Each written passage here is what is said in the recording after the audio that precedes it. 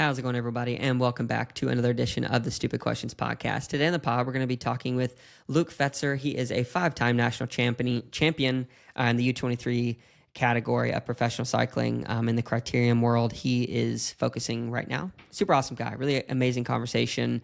And it was fun to talk to somebody who is as young as he is, but also has pretty clear direction on what he wants in life.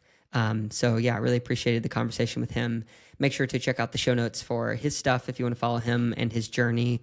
I think he's definitely going places. By the time this episode airs, actually, he would have just turned 20 years old. So maybe go wish him a happy birthday. But yeah, check out the show notes for other stuff. Episode 200 is coming up if you want to submit some ideas for there.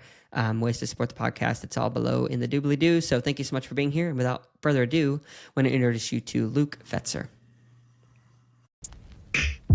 Have you ever done a podcast before? Once. I was on Criterium Nation. So okay, nice. Second podcast. Nice. How long ago was that? See, that was in July. Okay, nice. Yeah. You've been getting some notoriety. How do you like doing podcasts? I guess is your only second experience, so a little bit of an unfair question. I like it. I like talking. I like meeting new people, sharing my story. Yeah.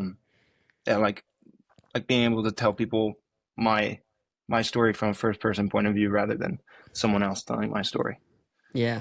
Cool, man. That's awesome. Well, first off, I just want to say thank you so much for taking the time. I'm sure you're busy. Sounds like you had some family downstairs. I was on your microphone there for a second. So are you staying at your parents' house? Is this your grandparents' house? Where are you at right now? This is my parents' house. I'm only 19. I still live with my dad. There you go, man. My number one supporter. Nice. That's awesome. Is he a cyclist as well? He is, yeah. My dad, he started riding when he was 12, so that was like 83. He moved to California in 96, met my mom, and then they started a bike shop together in 98. Okay, nice. And this is the last year of operation. They're shutting down on New Year's Eve. So it's been almost 30 years. Yeah, wow. So you're 19, so they've been doing that longer than you've been alive. So your whole life has been circled around this bike shop then, huh? Yeah, it's been my whole life. I literally lived in the bike shop when I was young. I was born and raised there, and even though I played all the traditional American sports growing up, cycling was I had no other choice but to go into it. I was given everything to succeed in the sport.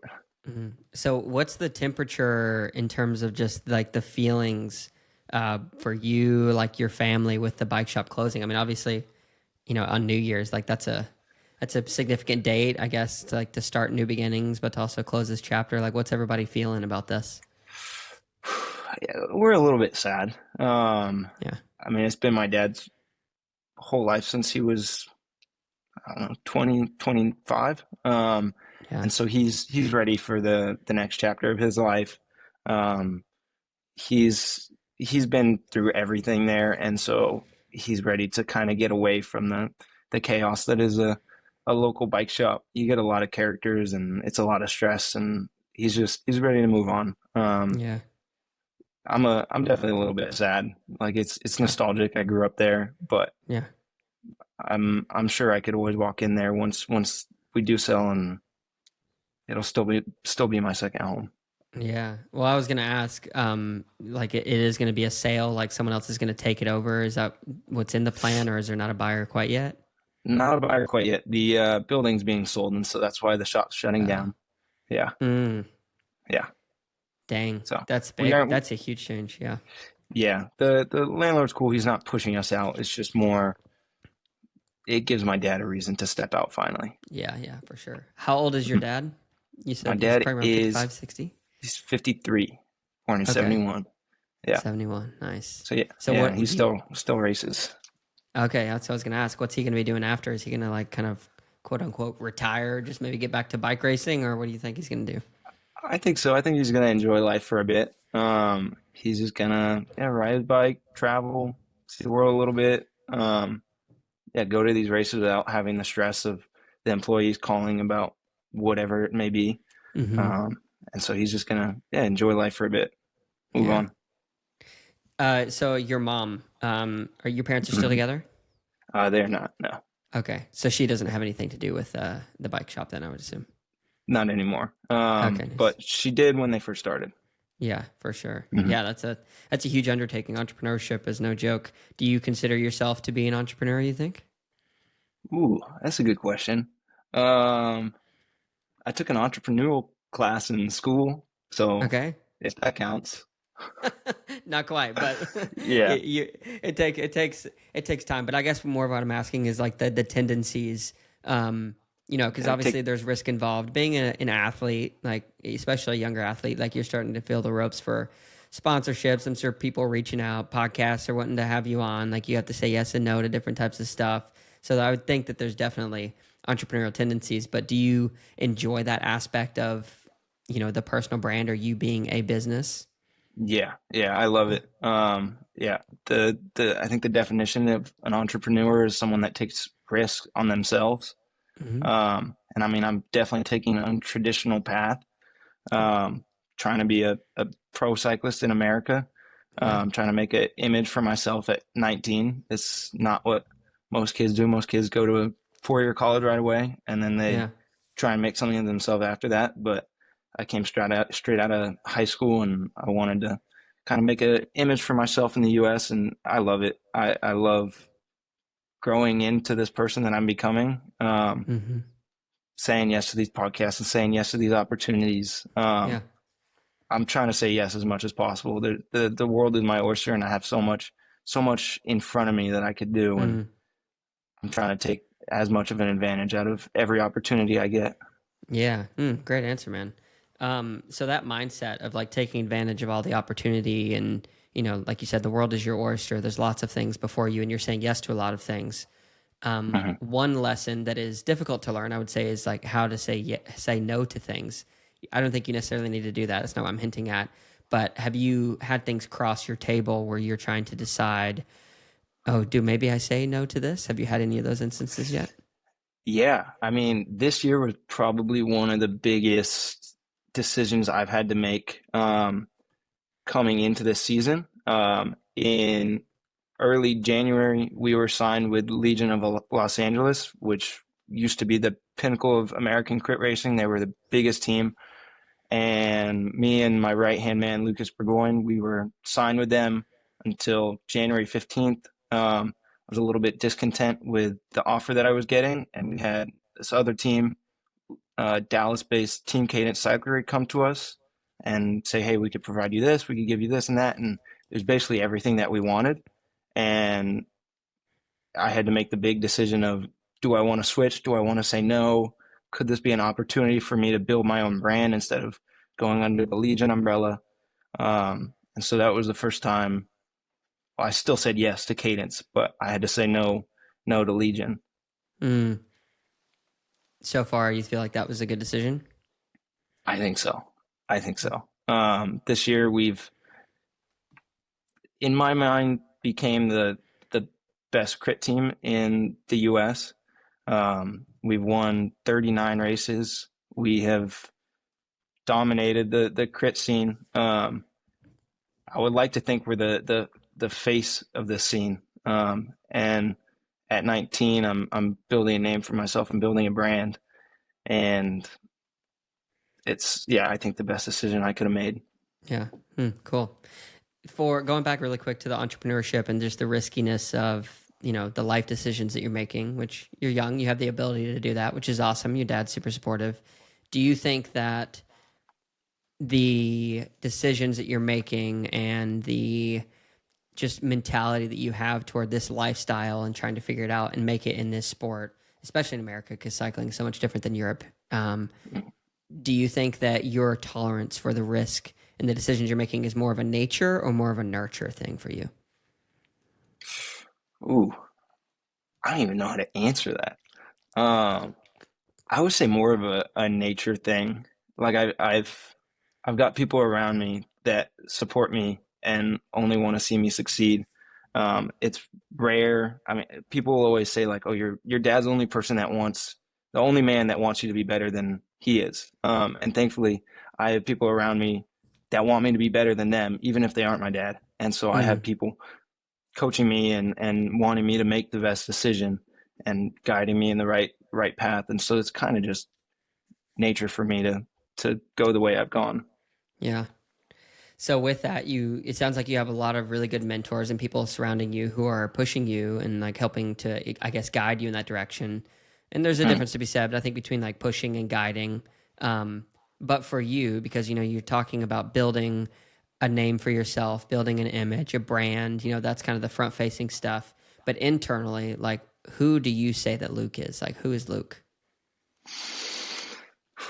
Uh, I'm just a little California beach bum who likes to surf and likes to race my bike. Like Yeah. there's not much else to me. Yeah, Luke Fetzer is a boy that loves his boys.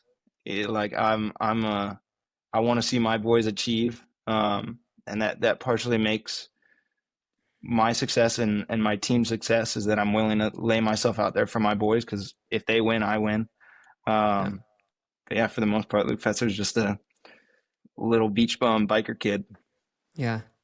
So let's pretend for a second that the opportunity to race vanished and you're not even going to be able to surf. What do you think would circle more around your identity? Or what would you Uh, circle around that would become your identity more, if you think? oh, I love motorbikes. I freaking love Okay. motorbikes. I just bought and now I'm gonna sell it. I bought my first sport bike. Okay, what Um, is that? it's a CBR 600. Okay, yeah. And it's super fast and I'm gonna kill myself and so I have to get rid of it. Good. I already owe Please do. like yeah, I already owe like $1,000 in speeding tickets and so I Holy gotta cow, dude. sell How many points do you have on your license? too many, too many. The Oh insurance is my gonna go goodness. up. Yeah, I think Oh, it's already gone up. If you're at $1,000 in speeding tickets, dang, dude, that's crazy. yeah, yeah. California cops, especially in Orange County, do not like sport bikes. Like they see one and they go after him right away. And if even if he's not speeding, they find something. Wow. And so I gotta sell that. If I didn't ride, if I didn't surf, I would probably ride motorbikes. If I couldn't do anything physical, um, I really want to be a pilot growing up. My main goal, I had a really good mentor. His name was Daniel Willett. When I was like 14, he raced for Lux as well, the premier junior team in the U.S. at the time. And Yep. then he went to the Air Force Academy, and now he's a lieutenant in the Air Force, and he flies the T-6s. And so he's always been like, uh, he's a fighter pilot trainer in the Air Force. Like that's one of the best role models for a young man. And he kind of set me on the path. I wanted to go into the Air Force Academy, become a pilot. And if I couldn't do anything physical, ride my bike or surf, I would probably want to become a pilot. Good money. Hmm. You get to see the world, see everything from an aerial view. I think it's one of the coolest things ever. Yeah. Mm. Do you have siblings? I do. I have one older sister, Okay, nice. 25. Nice. Yeah. So you guys are just 6 years apart. Do you find that gap enabled you guys to be closer, or was it harder being close when you're younger? Like, what's your relationship like with your sister? I hated her when I was young. I would fight her all the time. She's got some physical problems. She has a cystic fibrosis, and so she would need to take a lot of Mm, steroids, which would make her very angry really quick. And I was this little 7-year-old kid with scraggly blonde hair who just wanted like I just want to see my sister and I wanted to play and I like it was mm-hmm. way too much for her and so we kind of hated each other because of that. But now like that's my best friend. I love my sister more than anything. Like she lived down in San Diego. Go see her all the time. She comes up here. She was just here this weekend. She's yeah, she's great. I love my sister now, but Yeah. we used to hate each other. Mm. Yeah, it's similar with me and my sister. So I have two younger sisters. One's 4 years younger and one's like 12 years younger. So it's quite a big gap there. But especially with the sisters 4 years apart, I was the older one. So it was a little bit Hmm. different. But I don't know, we quote unquote hated each other for different reasons. I mean, we loved each other, but we fought to tooth and nail. I would build all these crazy jumps that I was too scared to do and make all these crazy contraptions and would kind of instill false confidence in her, like, oh, you can do it. So really, honestly, I look up to her so much now because she went through so much that I would never have done. But the sibling relationships are always super fascinating to me. Yeah, well, that's a good big brother thing to do. You gotta push your little sister to be tough. You don't Yeah, want your sister to come out like a little daisy. That's what a good big brother would do. exactly. So let me ask you this question: as you started to grow up, you grew around the bike shop. You mentioned playing other sports. when in your mind did it start to become clear that like, oh, I think I like cycling the most, or this is the thing that I want to lean into the most? Freshman year of high school. I know the exact day. My dad let me play all the traditional sports: baseball, basketball, soccer, football. Basketball was the first to go, and then soccer, and then football, and then baseball was all that was left. And freshman year, there was freshman tryouts, and I went and wasn't as good as the other kids, but my dad was like, okay, they're both sports are getting expensive. You can make the team, and you could go on the team, or you could choose cycling. Like it's just too expensive. You have to choose one. And I was like, well, I don't know anybody in the baseball world. Like I have like multiple world champions walking into the bike shop every day. My Mm, dad has connections at all these companies and all these friends, and my dad's the bike shop owner in town. Like I kind of gravitated towards that because of that. And yeah, so freshman year, I decided no more baseball, no more sports. Like, gonna dedicate myself fully to cycling. Did like independent PE freshman year, and then sophomore year, COVID hit when I was a freshman. So like mm, halfway through online, everyone went online, and it was kind of perfect for me because nobody was out on the roads, no one was out on the trails, and I would just go ride all right day, on. every day with my friends, and that's when I really started to fall in love with it. Growing up, I kind of didn't want to ride. It was like just something my dad made me to do. And then once Mm, COVID hit, I was riding with my friends every day, having so much fun. And yeah, sophomore year, decided I kind of want to focus more on training for these races. And that's when I started to get serious with sophomore yeah, year. yeah. Mm.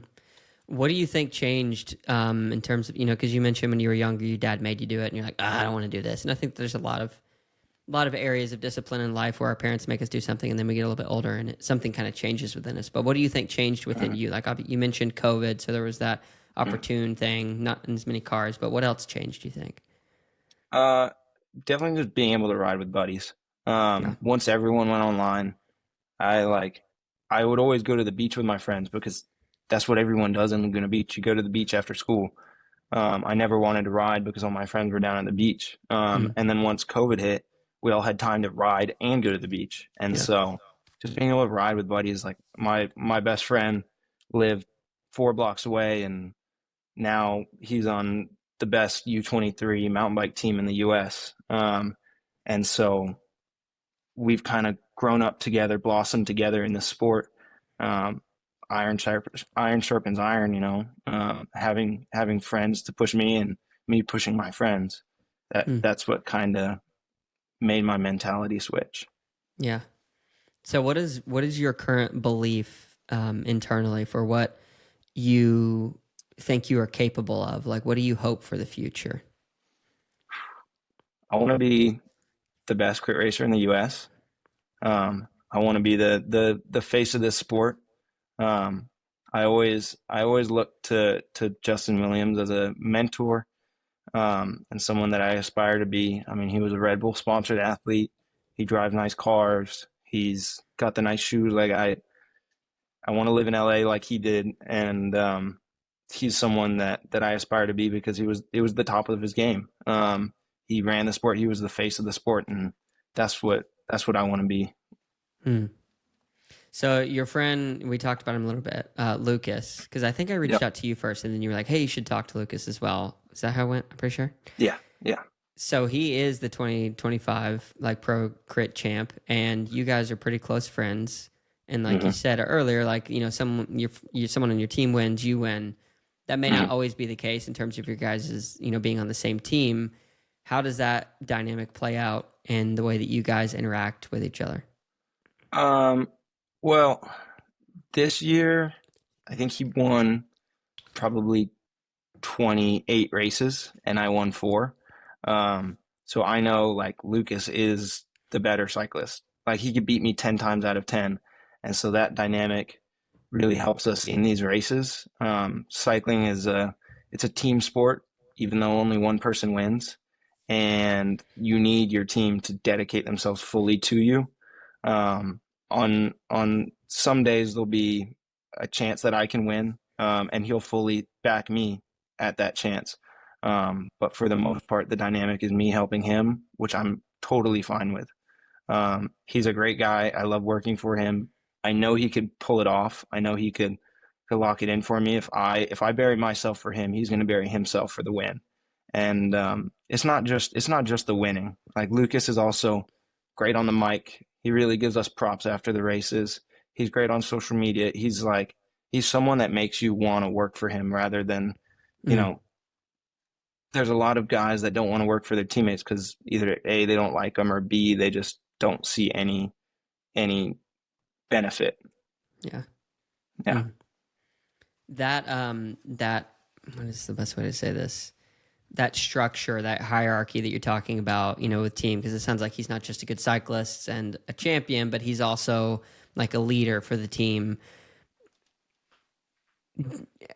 How does a team, do you think, from your limited experience, obviously, and I don't know this, you're way more experienced than I am, but how does a team establish a culture like that where there is a mutual respect, like a willingness to, as you say, bury yourself so that they can bury themselves to do their job, and vice versa? Like, what fosters that kind of an environment? I don't know. This all came organically. Like I was never like, oh, I want to be on a team with Lucas because I think we would get along so well, or Mm-hmm. even Richard on our team. I was never like, oh, I want to be on a team with Richard. Like we would work so well together. It kind of just comes together, and we're all young and we're all friends, and we all just, like I said, I'm like Luke Fetzer is a boy that loves his boys, and we're just friends riding bikes around, and that kind of helps to our success because we all just we're all just friends riding bikes around, and we just love hanging out with each other. And if we get to win, Mm. we get, yeah. Yeah. I don't really know how to word that, but um, I think you answered it well. I think you really hit the nail on the head when it comes to, like you're saying, the boys, that mentality of you guys being friends. I think before anything else, you have to be friends, because if you're not willing to be friendly to someone, I think it's harder to go beyond just like mutual respect. Because like anyone who's a man, like a true man or a true woman, whatever, I think that can have a level of respect for somebody who stands across from them, whether on the same team or opposite teams or whatever the profession or sport or whatever. But to have that friendship, like there has to be a level of chemistry and understanding of each other, as seeing each other as a human and an individual rather than just like teammates or opponents, that allows you to mhm. have that depth to be able to go into battle, quote unquote, with that person, to sacrifice yourself. You have to care Yeah, about something more than just what's on the jersey. yeah, exactly, Yeah. exactly. Yeah. So what do you think, like, do you have, and I don't ask this question because I think you need to have one, but I'm just genuinely curious. Do you have any type of a plan B for your future? Like, we mentioned a little bit about flying or anything like that, but do you Hmm. have any type of a fallback plan? Uh, a little bit. I mean, cycling is so dangerous, and it could end like that. I could crash and break my hip, and then I can never ride again or something. Um, and I definitely don't have that bomb proof of a plan B. But I feel like I've got people around me that'll support me no matter what I do. And I I I have a mentality of just being able to put the right foot forward every morning. And so if cycling does go south, as long as I make the right decisions every day and go in the right path and keep my head up and keep my nose out of the dirt, I'll always guide myself in the right direction. I am in school right now, getting my associate's degree, and right now that's my plan B. It's kind of just something to do while I'm on the road, but it'll only push me in the right direction once I do finish that. You think so? I hope so. Yeah. Yeah. Who is the, like, do you, if you were to make the decision right now, no matter what, no other influences, do you think that you would stay in school? Uh, I'm not trying to get you in trouble, but I'm like trying to see where the motivation lies. uh, no, no. If I had no other, well, So I took a gap year, and Hmm. then it wasn't my parents telling me to do that, or my parents telling me to start back up at school. That was kind of my own decision. I was like, man, I'm traveling all the time. I have nothing to do except scroll on TikTok. Like I need something to do, keep me busy. Yeah. And I have felt like school is it's keeping me busy, keeping me occupied, giving me something to do and make me feel accomplished a little bit. Um, and so in my 19-year-old brain, I don't want to stay in school. Like I just want to go ride my bike and go to the beach. But I know that's not realistic. I know I'm not going to get anywhere in life if I'm spending all day at the beach. Um, but I do love having something to do every day. Hmm. As draining as it can be, and as much as I do procrastinate, it gives me purpose. Yeah. That's a good answer. Yeah. So my wife, I almost dropped out of college multiple times. I took an entrepreneurship class, started a business, and then I talked to her constantly, like, I think I'm going to be done with this. And I didn't have my parents, specifically my mom, around to like pay for school or encourage me in that way. So, is it obviously a different situation? I think if my parents were helping to provide the finances, but or also like the room and board, like you're staying at home or whatever, I think that I would respect that a lot more. But I almost quit multiple times. And to be honest, not even sure 100% if I was to go back in time, if I would still stay in school. Uh, But it did teach me one really valuable thing and give me one valuable thing. It taught me the importance of like seeing something through to completion, which was very hard for me to do at that point in my life. I don't think I'd ever done it. And then two, I've met my wife in college, so you can't really put a price on that. But yeah. I guess what I'm saying is I admire, your mindset around that because it sounds to me maybe a little bit like there's some parental influence. Maybe some others are like, hey, you got to finish school. Um, Mhm. and if it's keeping you off your CBR a little bit more and you're not going to kill yourself, like Yeah. that's also good. But I respect that decision. Yeah. Yeah, there's definitely some like late nights after races when I have homework and I just really don't want to do it, and I'm like, dude, it's like I want to drop out. Like I'm racing bikes, making money. Like I should drop out. I need to focus on this. But I always get it done. And I always see it through. And as difficult as it may be, sometimes I'm not failing classes, and so Yeah. I have no reason to drop out quite yet. Yeah. Yeah. Well, it sounds like it's still sharpening you, like in the disciplinary areas, like doing things when you don't want to do them, growing the amygdala, that, as Andrew Huberman puts it. Yeah, it's a very important piece. Yeah, So that's awesome. yeah. I also feel like the more classes I take, the better cyclist I become. Mm, Which is crazy because I would think like, oh, the more classes, the less time I have to train. But the more classes I'm taking, the less time I have to screw around. And so I'm having to plan my day better. I can't procrastinate. I can't stay up late. I can't I can't extend my rides super long. Like I just have to stay strict to myself and my plan. And so I do kind of like loading my plate up a little bit more than I could eat. That way I have to stay locked in. yeah. Good for you. That's not an easy mindset for, I say, a lot of young guys like your age, young girls too. But that's, yeah. Today's world affords so many opportunities to procrastinate or just kind of screw around and waste time. Yeah. I mean, I still procrastinate. Yeah. I'm a chronic procrastinator, but it makes me procrastinate a little bit less. A little bit less. So, what else Yeah. have you learned about yourself? In this time of, being a professional cyclist, like taking it seriously. What else through your life have you learned about yourself that has come to light? Um, I've learned so much about myself. I think cycling is one of the only sports that you can really be with yourself for hours on end, and you learn so much about how your mind works. You learn so much about yourself on a 7 hour ride alone. Um, like last winter and probably this winter, my coach is having me do like 7 hour rides, and I'll do those by myself.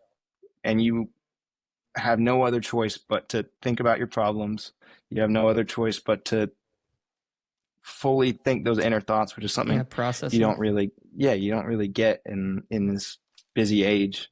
Mm, Like sure, maybe some runners can get that, but the impact of running is so heavy. And so I feel like that would kind of jar your brain a little bit. Cycling is such a such a fluid, low impact sport that you have so much time to think. Mm.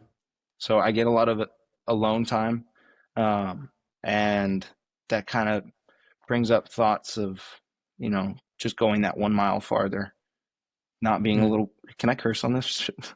You can do whatever you want. Yeah. Yeah, like don't be a bitch. The pain is temporary. The success is forever. Like, um, I always that's something my dad always said.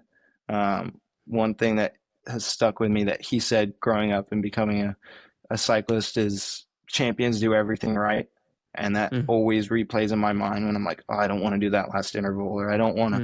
don't want to get out of bed early to do this ride. I don't want to eat that food. Like, I don't want to make my bed. I only made Mm. my bed for this podcast, but like Thank you. Good job. like champions do everything right, and that's one thing I've came to learn Can I through push this back on journey. that actually a little bit? Because Yeah, like you're saying, like champions do everything right. Do you truly believe that? I think so. I think Yeah. so. I mean, everyone's got their flaws, but Sure. I think Tadej Pogacar wakes up in the morning and does everything right. He'll have his morning routine of making his bed, eating the right meal, eating the right drink, drinking the right drink, taking the right vitamins, Yeah. doing the right training ride. And I truly think that I think it's more champions do things that they don't want to do, Mm. um, Okay. and that forces them to be better.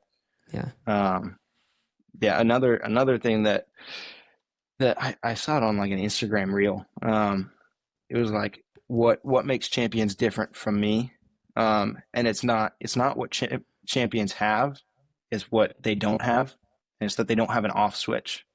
Um, and that's one thing I've really looked to my teammate Lucas for, the pro champ.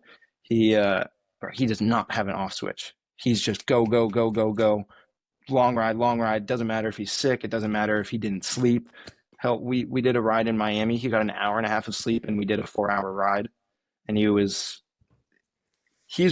a champion that doesn't do everything right, but he doesn't care about the circumstances, and he just does it.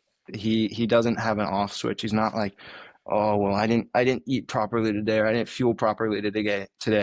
Like, I got this thing that I've been saying since I won my national championship. Like, don't like, mama didn't raise no bitch, and his mom, Lisa Burgoyne, did not raise a bitch. Like, he's a tough man that doesn't care about the circumstances, and he's gonna do it no matter what Hmm. you say. Yeah. Interesting. It'll be fun for me to interview him because I'd love to hear his story in depth too. Because it sounds like he probably had some harder stuff that he had to go through as well. Is he raised just by his mom?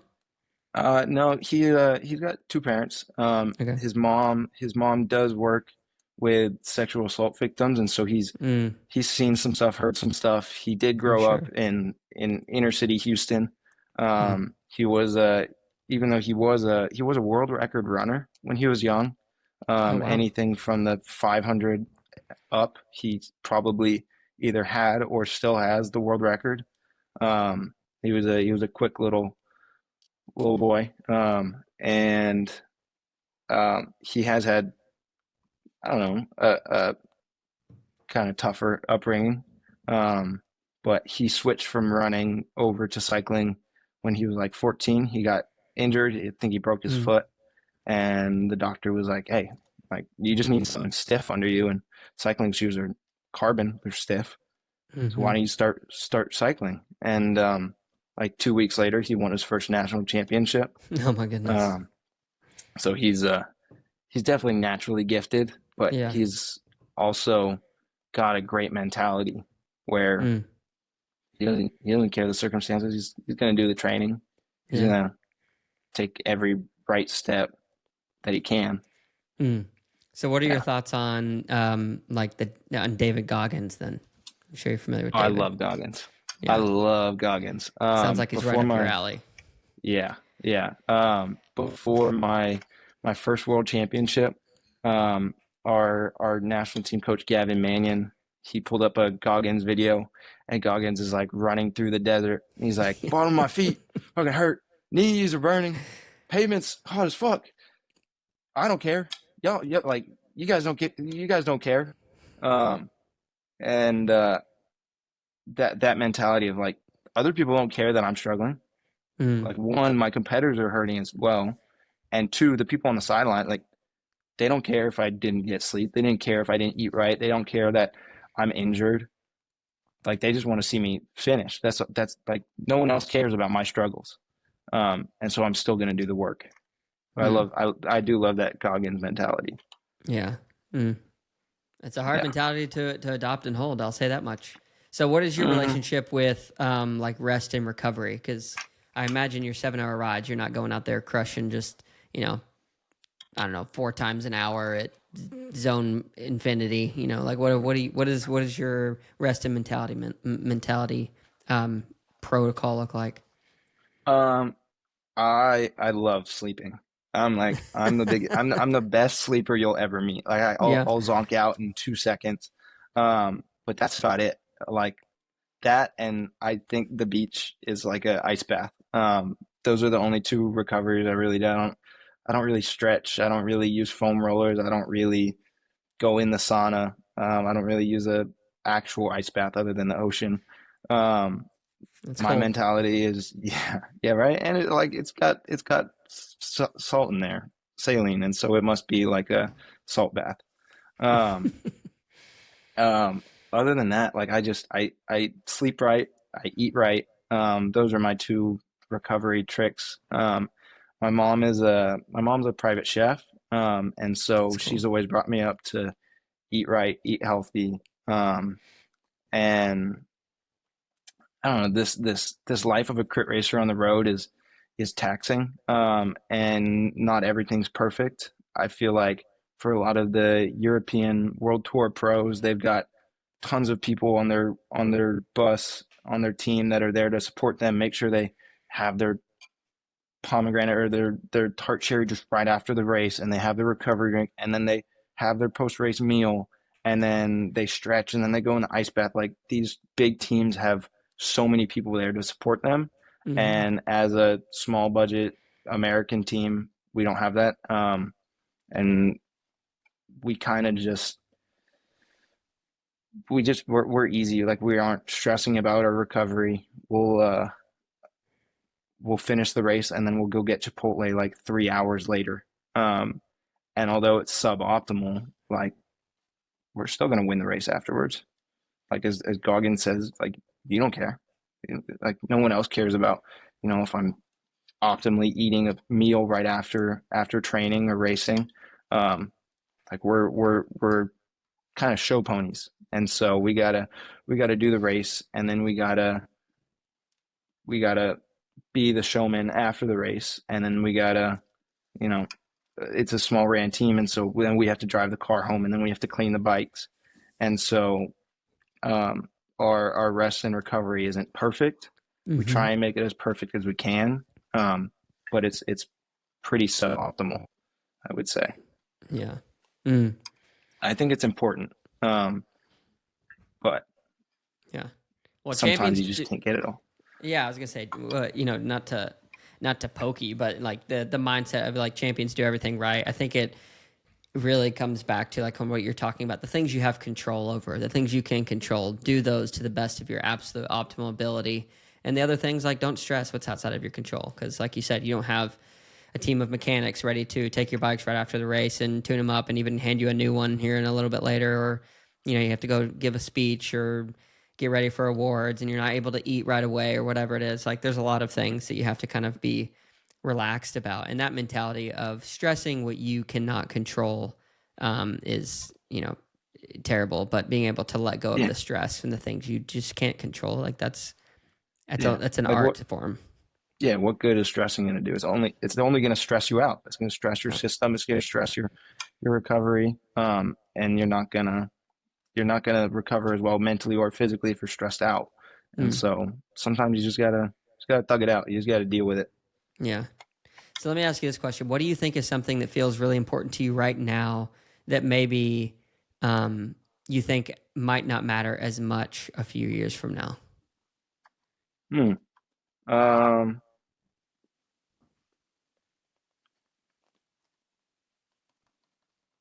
Man, this podcast is called Stupid Questions, but that's a really good question.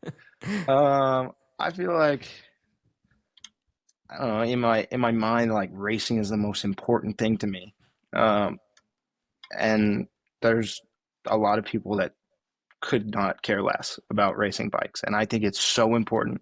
And I have to wake up and do everything right so that I can be the best person I can in this sport and in racing. But to some people, they could care less. One thing Lucas says on the way to and from races, he's like, "Hey, look at all these people driving on this highway. Like they don't care what you just did." And so, even though racing is the most important thing to me right now, my life is changing so quick. In 3 years from now, it could not matter. Like I'll Mm, cherish these memories forever, but what we're talking about now and what is my whole entire life right now in a few years could not matter. mm. Yeah. So, so you're a five-time national champion. Yes, sir. What does that mean to you? And then the second part of that question, after your most recent like championship win, what did you feel and what did you think about yourself? When the day kind of is over, when the fanfare is all kind of done, you're kind of alone with your thoughts. What are you thinking about with yourself, like, and how you believe in yourself? Um, well, what these jerseys mean to me is I don't think it means as much to me now as it did to me when I was young and I was wanting one of those so bad. Like I was 10 and I had that jersey as my wallpaper on my phone and I wanted one so bad. That's all I wanted. And then now I have five of them. And so it's rewarding. When all the fanfare is done, when all the pictures are done, when the Instagram hype wears off, it's so rewarding to myself and to my family. They've dedicated so much to me in this journey. So the it's less about the prizes and the gold medals and the jerseys now as it is the journey and the people that I meet along the way and the man I'm becoming today. That that's the most rewarding part. And although I will have thoughts of, you know, what am I going to do when this is over? When is this going to be over? And how long can I keep doing this for? Um, right now, I'm loving the journey and I'm loving the chase and I'm loving waking up every day and having these new opportunities. And so once the Instagram hype is done and the fanfare is over, I'm thankful every day for where I'm at and what I'm doing and having the ability to keep doing what I'm doing. Mm. Are you a good cyclist? um, yeah, I think. Yeah. Yeah. Yeah, I'm a good cyclist. Yeah. Yeah. So you believe it? I believe it. Yeah. I gotta tell myself that. You gotta be confident. Yeah. Well, are there any moments like where your inner critic steps out and says differently, like when you're speaking to yourself internally? All the time. There's been a few like I just there's been a few track races where I'm like, is this really for me? Like, is this sport for me? Like Mm-hmm. I'm getting wiped. I'm like I think I'm good and I'm just getting my ass handed to me. And so yeah, the inner critic is like I told my dad this. I'm like, Dad, like, is this sport for me? Like, did you just see that performance? That was horrible. Like, am I built for this? Um, and then 2 days later I win a race. I'm like, okay, all right, yeah, I'm built for this. What does your dad say in the moment when you've said that to him? Um, he says it's just temporary like that, and he's really good at hyping me up.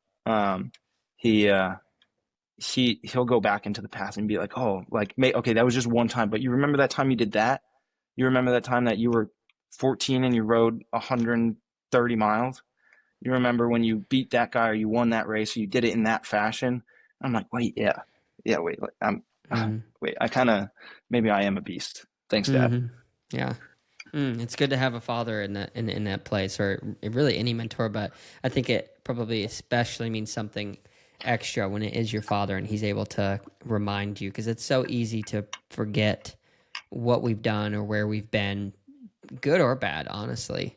When Hmm. we're kind of caught up in the moment of in the wrong way, like with that inner critic voice and just the self doubt. really it's almost like a form of self-hatred because we tell ourselves things inside our own heads that we would never say to someone to their face, let alone Right. like the little kid that lives within us that, was like when we were 5 or 6 years old. Like it's still very much a human within us. Hmm. Yeah. It is one of my favorite things, proving that inner critic wrong. When in my mind I'm like, "Fuck, like I don't feel good today. Like I don't think I could do that well." Like I just won a race up in Boise. I won it solo, and that morning I was like I think I'm getting sick. I don't think I'm gonna do well. Like I can't believe I flew all this way. Mm, And then I win the race. Like I love proving myself wrong. That's yeah. one of my favorite things. Yeah. Yeah. Cause as humans, like, yeah, it's such a good point. We're such pattern recognition, I don't know, robots. Like we love to see the patterns Right. and then say like, oh, we're not feeling good here. So then therefore this is the outcome. But then when you're able to break that mold and then have that as a remembrance, like that's a powerful tool to use in any high performance situation, whether physically or honestly, even mentally. Yeah, that's really cool that you've 100%. had those experiences though. And I feel like only as you get older, you'll have more of those opportunities to lock in those David Goggins moments where you push through, because nothing else really Yeah. matters except what's going on up here in that moment. Yeah, it's Yeah. cool. Yeah. So let me ask you this: are you a religious person? No. No, I'm not. I do like the religious beliefs of, most of the time it's about being a better person, Mm-hmm. making the right decisions. Like Yeah. I have nothing against it. My first coach and one of my biggest role models is probably the most Christian man you'll ever meet. Like he lives in a little shack on Christian property. He doesn't care about his belongings, but he's devoted to God and Christ, and he's got good morals, and he's a great person and a great role model, and takes care of me. And so, um, I have nothing against religion. Um, yeah, I think it is a good part of sport, especially. Mm-hmm. Yeah. Are you? Yeah, I grew up. Yeah, I grew up Christian. Took some time away to kind of figure out what I believed and why I believed, and as I came back around, like, yeah, it's definitely a lifestyle that I choose to live now. It gives me a lot more meaning and purpose when I'm thinking about it. Just as I've gotten older, my wife's pregnant Mm-hmm. right now. As I'm just in a different phase of life and have seen things happen in my own personal, I guess what I would call my journey, to where it's undeniable to me that something exists beyond myself. Like whether you call it a higher power or God or whatever it is, like there's something there that I think has a creative power to give life, and then we also have that same power through our words and lips to like give life or death to other people. So I can't deny it. So that's kind of where I sit. Yeah. Yeah. Well, congrats on the pregnancy. Thank you. Um, well, Thank you. how do you feel that religion either like inspires you or guides you in sport? Because you're obviously an athlete as well. Mm-hmm. Yeah, it's a good question. So this past weekend, so yeah, 2 days ago, I did Ironman California, Wow. and Beast. so you do the swim, you do the bike, Hmm. and for the longest time, the swimming and the biking. Swimming comes pretty naturally to me. Biking comes relatively natural. Like I have to work at it, but like I'm lighter, and for whatever reason, like it clicks a little easier. The Hmm. run has always been the hardest thing for me to like put that together. Running by itself, I feel like I can run pretty well. Running off the bike and running fast, like that's like a harder piece to puzzle Hmm. together. So I got onto the run this past weekend. I was about mile 11 of the marathon, and I was noticing like I was starting to slow down some, and my knee was hurting a little bit just from IT band previous injury, and that's just a whole nother thing. But Hmm. I realized that when I out loud, I started talking to myself, like saying like this is a gift, and I know God loves me, and I love my wife. And like I was thinking about my, not born yet, baby girl and that stuff. But as I was saying those things out loud, like I realized, like looking down at my watch, like my pace actually started to quicken by like a significant amount, like 30 seconds per mile, and my heart rate's still the same. And I think that is just like was such a really good example for me to realize that what I say and what I believe matters. So when you ask like, how does it relate to sport? For a while, all I wanted was to like get my elite card in triathlon. And I got like really close a few times. And some people are really naturally gifted and they just get it. But for me, I didn't have that. Didn't grow up doing sports. So I really focused on that for a long time. And then for the past couple of years or so, I've been self-coached and I've been progressing, but I don't have the same like pressure on myself. And I kind of use it as an opportunity. Like you said, when you're going out 7 hours on a bike, you're doing this pedaling motion and you're processing things in your brain that require the right and left hemispheres. And when you actually are pedaling, you're activating both sides of the brain. So there's all this processing and going on. And I think to answer your question specifically without going too much overboard here, it's just that it makes it so apparent to me that there are so many parallels in the different verticals of life for how religion or more importantly, like where spirituality, where God, where creation exists. So, for example, whenever I go through something hard mentally, if I go through that thing in the moment for the first time, it feels so incredibly difficult. And I don't know how I'm ever going to make it through. But then you make it through, whether you were failed or successful at kind of getting through that trial, and something else comes back around, you've built up like a level of endurance to be able to see it. And it's the same for cycling. When you go out for your first ever hard ride, you can barely look beyond your wheel because you're just so in the moment of like, this hurts so bad. And then like, you go on your 103-mile ride. I assume after you had a lot of like endurance built up, then you can start to have a wider perspective and like, oh, the birds are singing. Oh, this is a beautiful ride. Oh, this guy in front of me, like we're having a good time, right? So your perspective widens.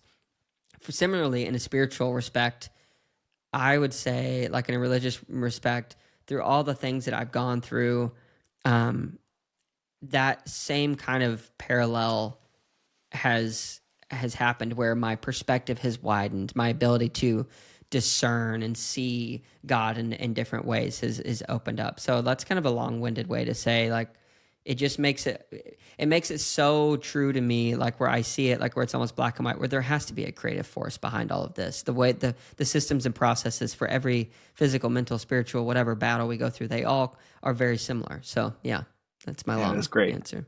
Yeah. That's great. Yeah. I've never been brought up religious. Like my dad was brought up, going to church once in a while. And he still kind of believes in Christ a little bit. But like having these role models in my life that are Christians, definitely just kind of pushed me to think about it. My last girlfriend she was a Lutheran, and she once got me to go to church. And I thought it was super powerful, and I did really enjoy it, and I did think about joining the church. But the one thing that really made me wanna convert to Christianity was right before nationals this year, the first national for U23 nationals. I don't really pray at all, but I was throwing up, and I think that's the closest you get to God. You're never closer to God than when you're throwing up. You're like, I just want this to be over. This sucks so bad. Like literally anyone help me. Like if there's a God out there, help me stop throwing up. But during that, I was like, I don't care about God keeping me safe or God letting me win. Like all I asked for was the best outcome. And the best outcome was I won. And that has shaped into an amazing 2025, an amazing year for both me and Lucas and the team. And the year really took off after nationals. After we both won, I won the U23s, he won the pro champs, and all I asked for was the best outcome. And I truly think we got that. So That's beautiful, man. If I may share just really quick, because it sounds like you're trying to figure it out in your journey. And I think that's awesome. Just if there's anything you remember from this conversation, if you do decide to go down that path, church is your community for sure. Like that's a community. But your relationship with God, like whether it's Christianity or whatever, you end up kind of going down and having that relationship with like an all-powerful creator, that's an individual thing. Like you said, that prayer. So whether you might join a church someday and somebody does something just completely heinous who's a leader, and then you would be, I think, challenged internally in your heart to be like, oh, I'm throwing this away. Like if they did that, I couldn't do that. Don't let anyone ever be your standard for what right and wrong is. Just like let them be an example for what to do and what not to do, if it's good or bad. Yeah.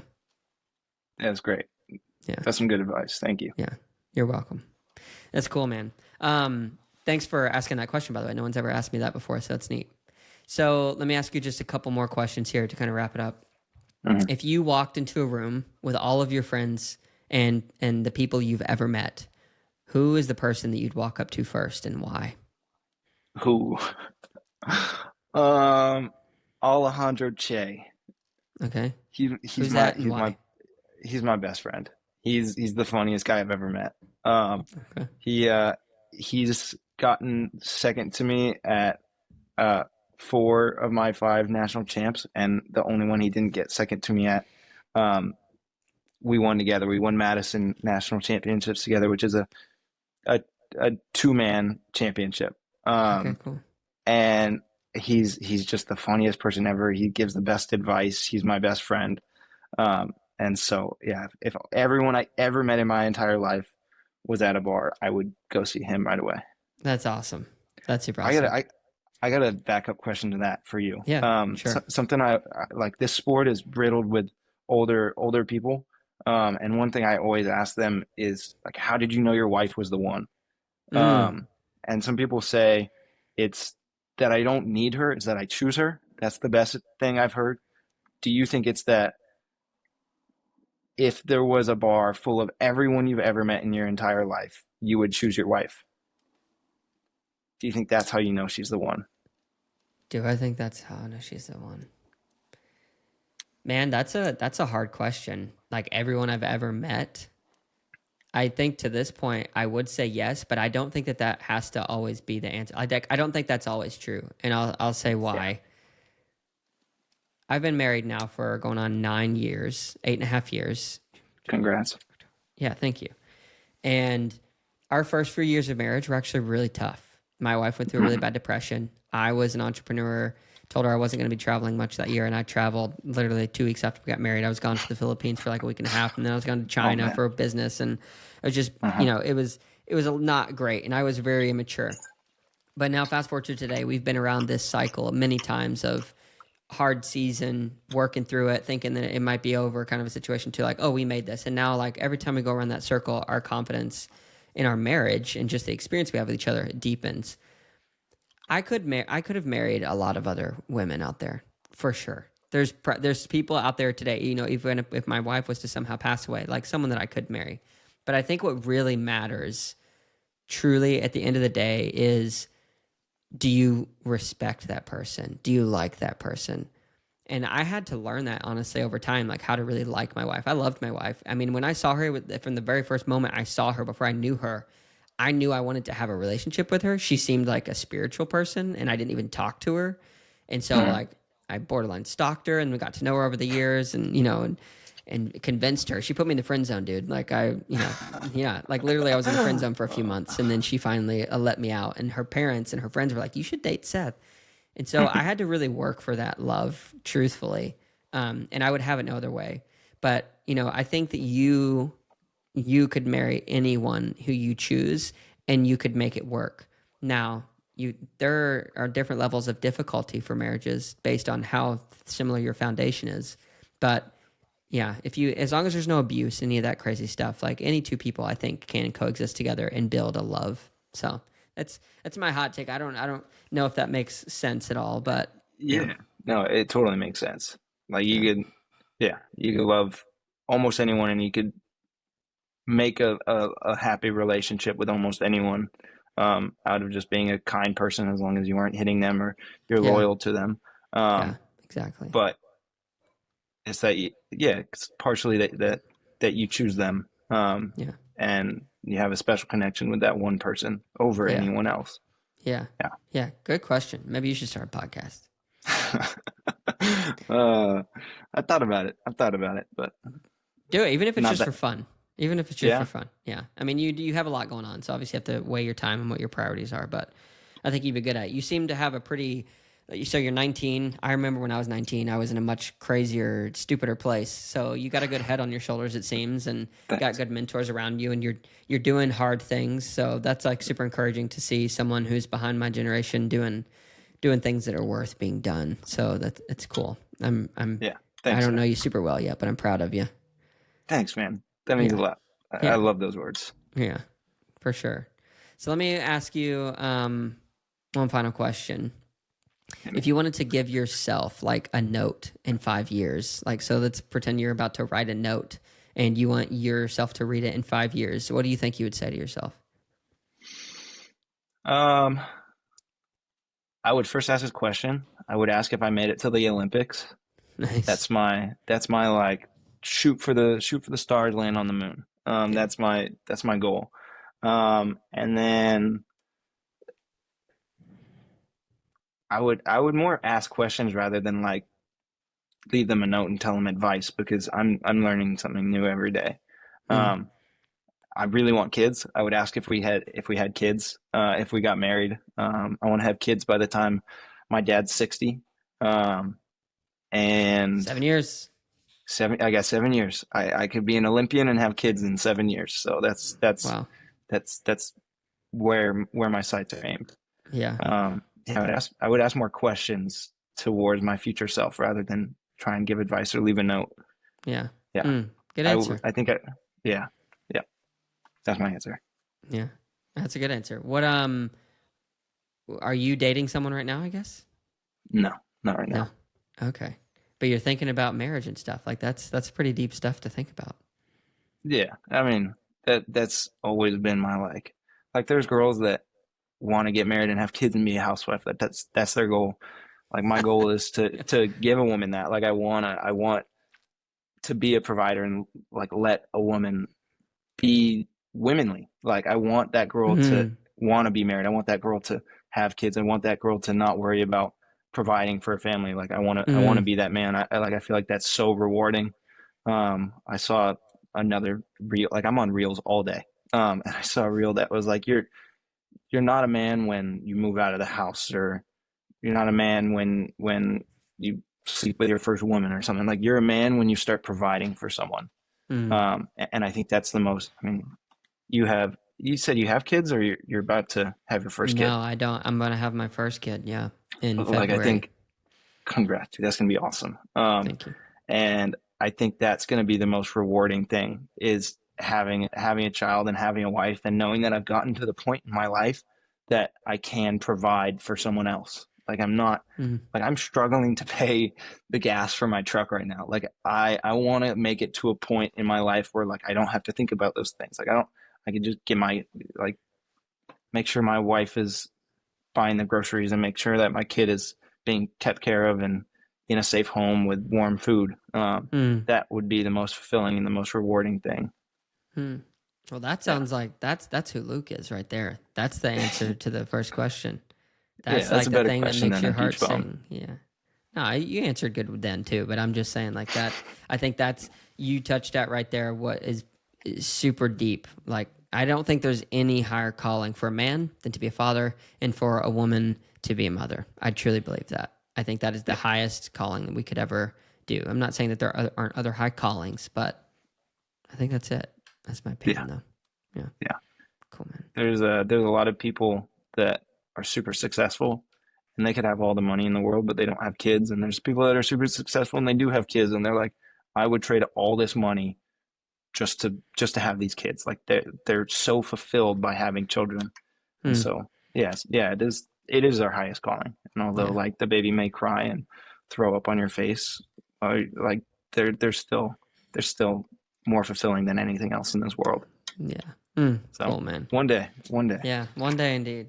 Well, look, man, it's an honor to get to ask you these questions and get to know you. I really mean what I said. Like, I'm proud of you, but it's really cool to talk to somebody who is as young as you are, but to have like a lot of the life experience and wisdom that sounds like has been bestowed upon you from some of your own experience, but a lot of cool people around you as well. So I'm excited for you. It'll be fun to track your journey. But yeah, just thank you so much for taking the time, and may you find lots of gas money laying around.